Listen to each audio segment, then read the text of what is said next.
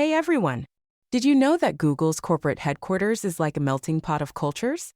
Globes showing Europe, Africa, fork and knife with plate employees from all over the world come together and feel a little closer to home when they see familiar foods from their homeland on the cafeteria menu.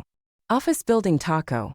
Google's food guru and chef, Charlie Ayers, designed menus that reflect his eclectic tastes and meet the needs of a diverse workforce. He created his own dishes and even got inspiration from foreign-born employees. Hot Food Globe showing Americas. You can find cafes specializing in Southwestern, Italian, California Mediterranean, and vegetarian cuisines all around the Googleplex.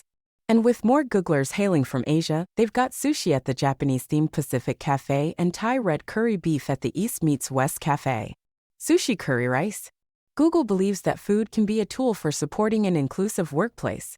It gives people a chance to try new things and learn more about their coworkers. And let's be honest, nothing